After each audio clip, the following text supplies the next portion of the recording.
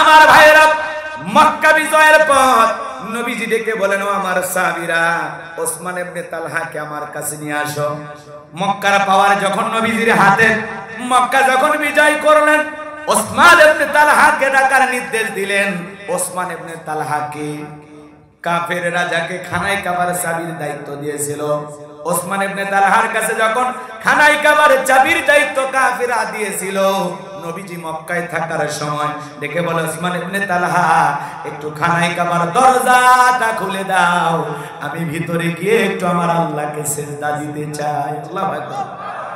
ওসমান ইবনে তালহা ডেকে বলে, ও নবী, আপনার জন্য দরজা খুলতে দেয়া যাবে না, কাফেররা আমাকে নিষেধ করেছেন, আপনার জন্য খানায় কাবার দরজা আমি খুলতে পারবো না। সেই ওসমান ইবনে তালহাকে মক্কা বিজয়ের পর নবীজি ডাকতেছেন, খুঁজতেছেন, কেন কারণ আছে না নাই ভালো করে বোঝেন বাজান আমার।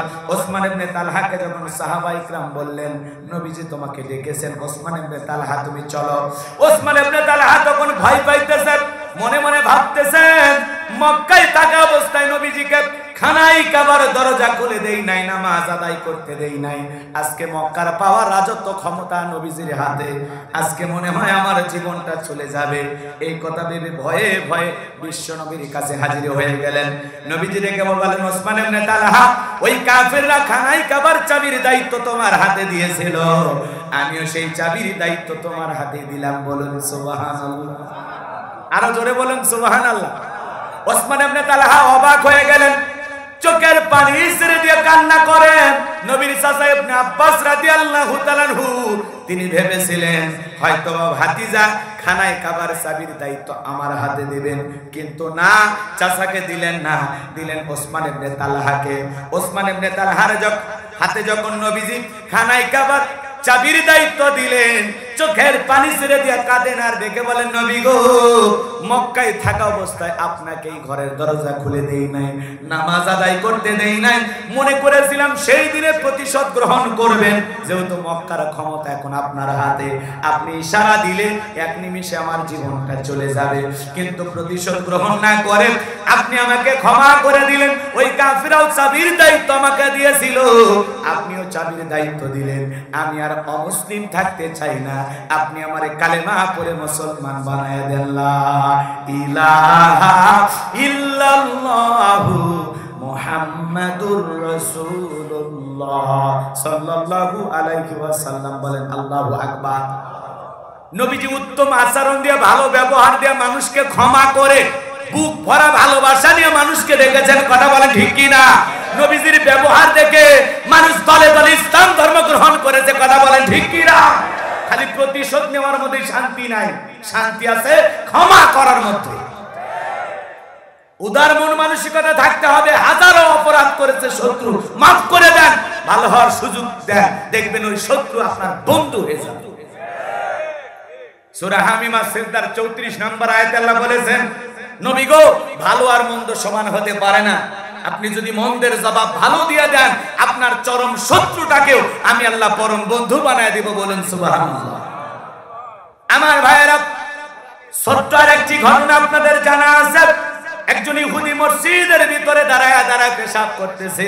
হযরত ওমর ফারুক ডেকে বলে, নবী গো, ওর এত বড় সাহস, আমরা যে জায়গায় আমাদের আল্লাহকে সিজদা দেই সেই জায়গায় পেশাব করতেছে, অনুমতি দেন, এক কোপে দুনিয়ার থেকে বিদায় করে দেব, আর কোনোদিন পেশাব লাগবে না। নবী বলে, ওমর থামো, ওকে ওর কাজ করতে দাও। আল্লাহু আকবার বলেন। পৃথিবীর শ্রেষ্ঠ ডাক্তার ছিলেন মুহাম্মদ রাসূলুল্লাহ সাল্লাল্লাহু আলাইহি সাল্লাম।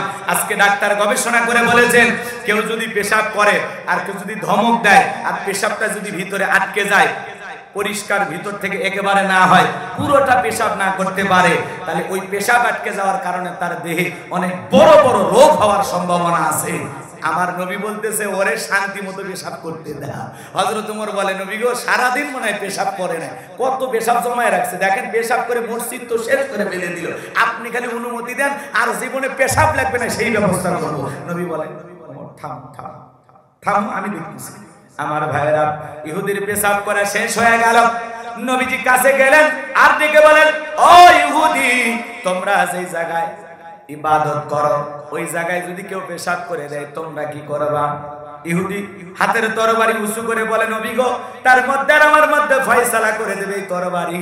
বিশ্ব নবীকে বলে শোনো, যে জায়গায় দাঁড়িয়ে তুমি পেশাব করলা এই জায়গায় আমরা সালাত আদায় করি, আমাদের আল্লাহকে সিজদা দেই, আর কোনোদিন এই জায়গায় তুমি পেশাব করো না, তুমি এখান থেকে চলে যাও। ইহুদি চোখের পানি ছেড়ে দিয়ে কাঁদে আর দেখে বলে নবী গো আমি বারবার পেশাব করছিলাম আর তাকায় দেখছিলাম, ও নবী গো ওমর খাত থেকে তরবারি বের করে আমাকে হত্যা করতে চায়, আপনি হত্যা করতে দিলেন না, তাকে আমার দিকে আসার জন্য অনুমতি দিলেন না, বারবার থামায়া দিলেন।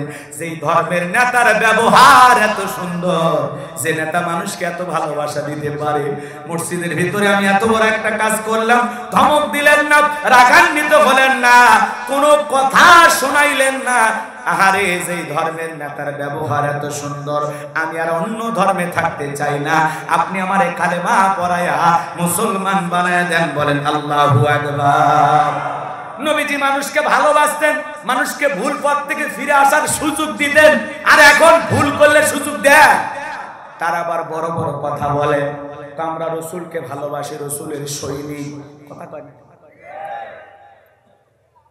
অপরাধীরা ওদের কাছে ক্ষমা পায়, কিন্তু নিরপরাধ মানুষ ওদের কাছে ক্ষমা পায়। কথা বলেন, ক্ষমা পায়?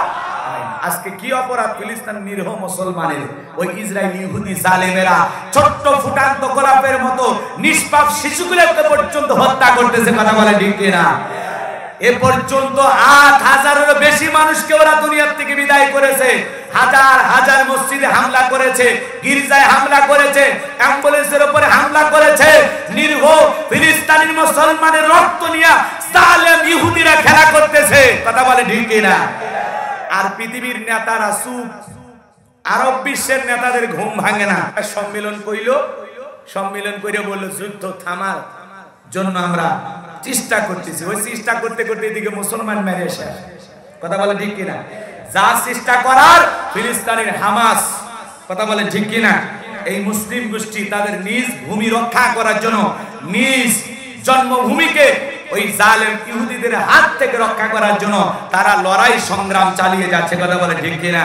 ওরা বিশাল বিশাল 230 ফুট মাটির নিচে কূপ খুঁড়ছে, সুড়ঙ্গ খুঁড়ছে, গর্ত খুলে রাখছে, ওদেরকে সাইজ করার জন্য বিশাল বিশাল ফাঁদ পেতে রেখে দিয়েছে।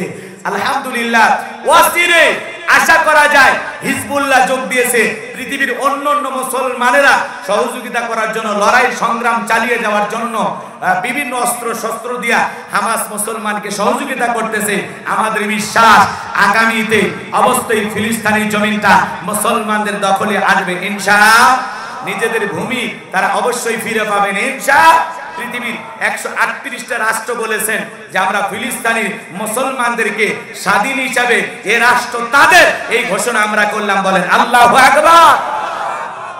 রাগ করতেছেন মনে হয়? এই ইসরায়েলি ইহুদি জালেমেরা ভালো না। ওই যে আমরা বলি হিটলার, হ্যাঁ, অ্যাডলফ হিটলার, মনে করেছিলাম এই লোকটা খারাপ, 60 লক্ষ ইহুদিকে মারছিল।